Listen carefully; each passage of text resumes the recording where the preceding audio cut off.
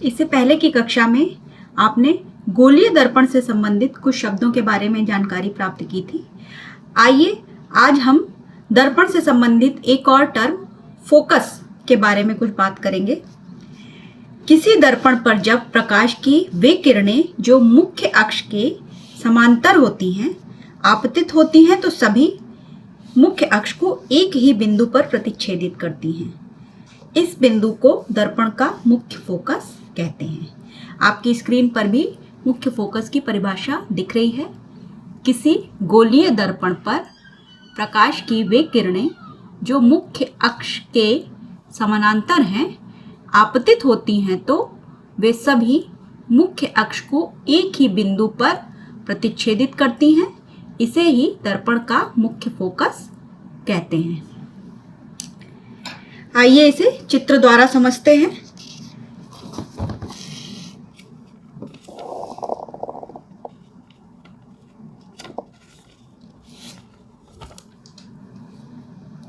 आपको स्क्रीन पर एक चित्र दिखाई दे रहा है। इस चित्र को ध्यानपूर्वक देखिए।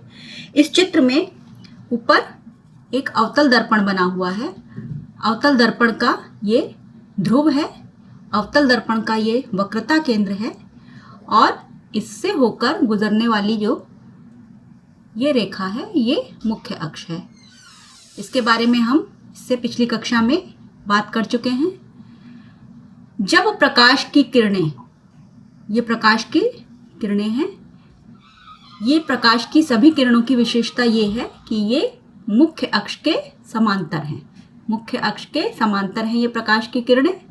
जब ये प्रकाश की किरणें जो कि मुख्य अक्ष के समांतर हैं इस अवतल दर्पण के परावर्तक पृष्ठ से टकराती हैं तो ये परावर्तित होती हैं। परावर्तित होकर ये कन्वर्ज हो जाती हैं या अभिसारित हो जाती हैं या सिमट जाती हैं। आपको सभी प्रकाश की किरणें इस डायरेक्शन में जाती हुई दिखाई दे रही होंगी। ये प्रकाश की किरण यहाँ आई, इससे टकराई, इधर मुड़ गई। ये प्रकाश की किरण इधर मुड़ गई, ये प्रकाश की किरण इधर मुड़ गई और ये प्रकाश की किरण इधर मुड़ गई। ये सभी एक ही बिंदु पर मुख्य अक्ष को प्रतिच्छेदित कर रही हैं। इस बिंदु पर, इसी बिंदु को इस अवतल दर्पण का मुख्य फोकस कहा जाता है जिसे F से दर्शाया गया है। इसी प्रकार से नीचे आइए। यह एक उत्तल दर्पण है और उत्तल दर्पण का यह वक्रता केंद्र है, ये ध्रुव है, मुख्य अक्ष ये है। प्रकाश की किरणें जो कि मुख्य अक्ष के समांतर हैं ये हैं, ये सभी प्रकाश की किरणें हैं। ये दर्पण की परावर्तक सतह पर जब गिरती हैं तो उससे टकराकर परावर्तित होती हैं और परावर्तन के बाद ये इस दिशा में अपसारित हो जाती हैं, यानी कि डाइवर्ज हो जाती हैं, फैल जाती हैं।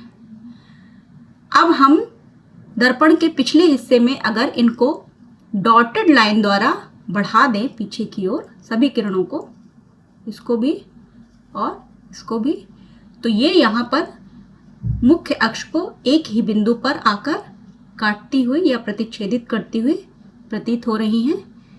ये बिंदु इस उत्तल दर्पण का फोकस बिंदु कहलाएगा या मुख्य फोकस कहलाएगा और इसे F से दर्शाया गया है।